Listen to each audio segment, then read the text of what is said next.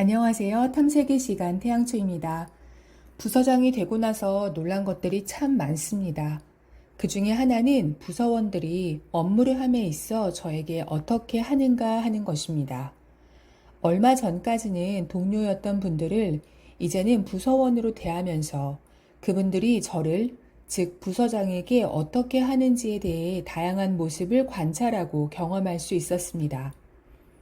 다시 말하면 동료의 관계였다가 부서장, 부서원의 관계가 되면서 이전에는 몰랐던 그분들의 강점을 새롭게 알게 되었다는 의미입니다. 그런 의미에서 오늘은 직장에서 빠르게 인정받는 법에 대해 이야기하고 싶습니다. 결론부터 말씀드리자면 부서장에게 자주자주 수시로 담당 업무에 대한 업데이트를 해주시면 여러분께 상황이 크게 요리해집니다. 맡은 프로젝트의 담당자로서 어떠한 계획을 갖고 있는지, 이 계획이 어떻게 진행되고 있는지, 현재 병목을 만드는 원인은 무엇이며 이걸 어떻게 해결하고 싶은지, 함께 프로젝트를 하는 분들과의 업무 분장이나 관계는 어떠한지, 심지어는 이 프로젝트에 관련된 모든 일을 진행하면서 벌어졌던 하루하루의 소소한 에피소드는 어떤 것이 있었는지 부서장에게 자주자주 알려주세요. 그러면 여러분의 실력과 성실성을 빠르게 인정받는 데에 대단히 도움이 됩니다. 그 이유를 말씀드릴게요.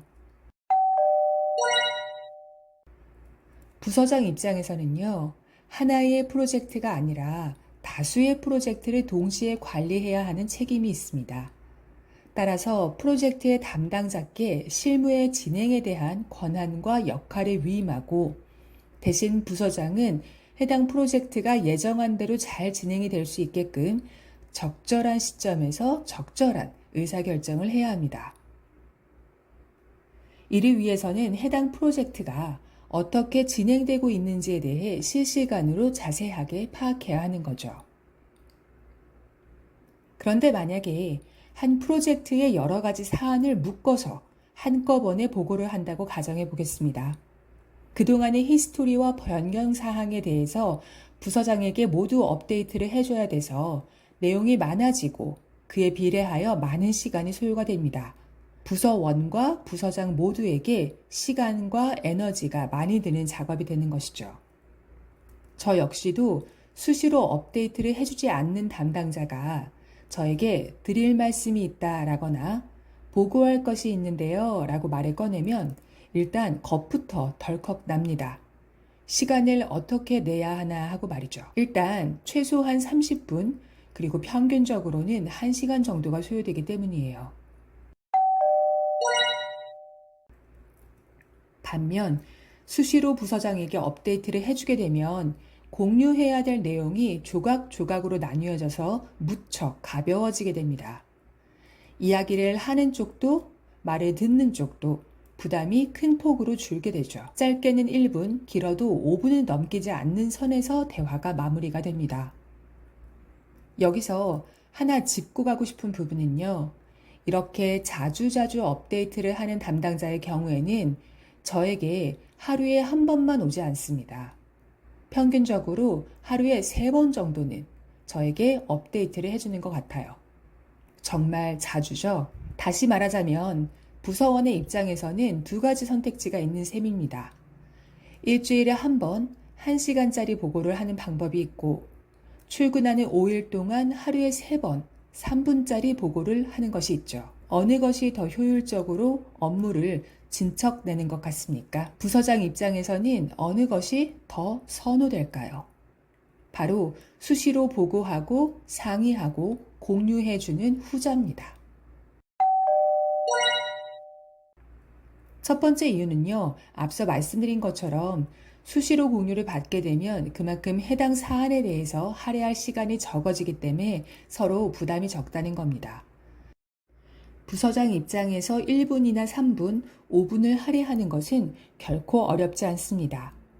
하지만 작정하고 보고를 듣고 보고를 하고 의사결정을 내리기 위해서 1시간을 낸다는 것은 살짝 부담이 됩니다.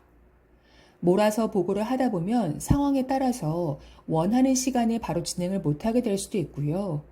그렇게 되면 해당 프로젝트를 위한 적절한 의사결정의 타이밍을 놓치게 될 수도 있죠. 또는 조급하게 의사결정을 해야 돼서 최선의 답을 내리지 못하게 될 가능성도 있고요. 부서장 입장에서 수시로 업데이트를 해주는 부서원이 더 선호되는 두 번째 이유는 부서장 역시도 보스가 있기 때문입니다. 저의 경우에는 제 위에 팀장님이 계신데요. 팀장님 입장에서는 당연히 제가 저희 부서에서 진행되는 모든 프로젝트에 대해 실시간으로 세세하게 파악하고 있기를 기대합니다. 그건 너무나도 당연한 거예요. 만약에 제가 프로젝트의 담당자들로부터 수시로 업데이트를 받고 있고 즉각적으로 의사결정을 내리고 있는 상황이라면 팀장님께서 제게 갑작스런 질문을 하셨을 때 저 역시 충분하고 올바른 답변을 해드릴 수가 있죠. 또 그만큼 선제적으로 수시 공유를 드리고 필요한 의사결정을 받을 수도 있습니다. 반면 어떤 프로젝트에 대해서 제가 한동안 현황을 모르고 있다면 팀장님께 질문을 받았을 때 확인해 보겠습니다 라는 초라한 답변밖에는 할 수가 없죠. 정말 없어 보입니다.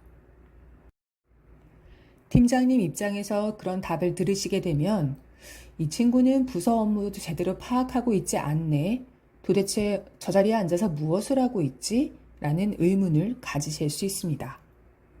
또한 이 경우에는 제가 팀장님께 무언가를 보고드리고 의사결정을 받을 때에도 가벼운 조각조각이 아니라 커다란 덩어리를 들고 가서 보고하고 의사결정을 받아야 되는 겁니다. 따라서 팀장님의 입장에서도 제가 느끼는 것과 같은, 아니죠, 훨씬 무게감이 있는 시간 및 노력의 부담을 느끼시게 되는 겁니다. 물론 담당자의 입장에서 수시로 프로젝트에 대해 업데이트를 하는 것이 쉽지만은 않습니다. 이것은 업무적 습관 때문이기도 하고 개인의 성향에 크게 영향받기도 합니다.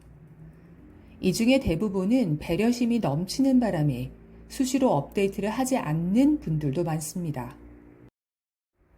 그 마음은 제가 정말 잘 알아요. 왜냐하면 저야말로 그런 부서원이었기 때문입니다. 일단 부서장이 항상 워낙 바빠 보이기도 하고 작은 업데이트를 위해서 대화를 건다는 게 마치 부서장을 방해하는 것 같이 느껴지는 거죠. 특히 무언가 문제가 생긴 것이 아니라면 더더욱 담당자 선에서 알아서 해결하려는 착한 마음이 있는 겁니다.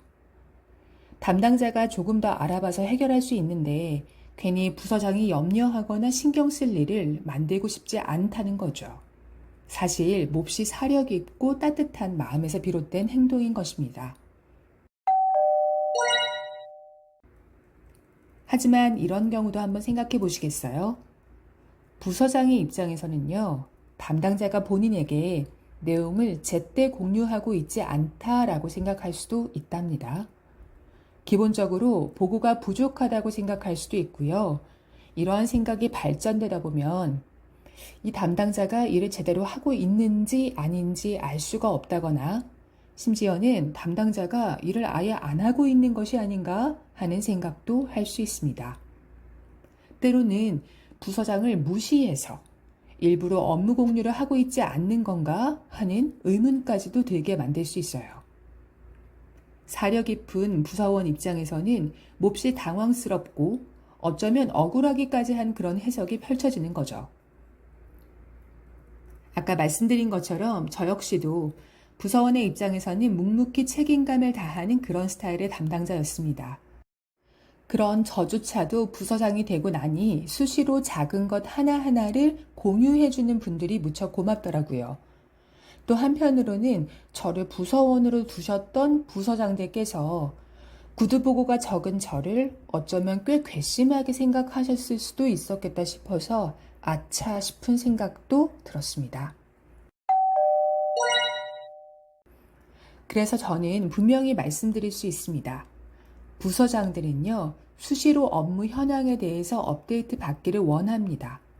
왜냐하면 그것이 부서장들의 일을 훨씬 수월하게 만들어주기 때문입니다. 그리고 그것이 부서장들이 그들의 보스에게 더욱 인정받을 수 있게 해주기 때문입니다. 그리고 그것이 부서 전체의 업무 속도와 효율을 비약적으로 높이기 때문입니다.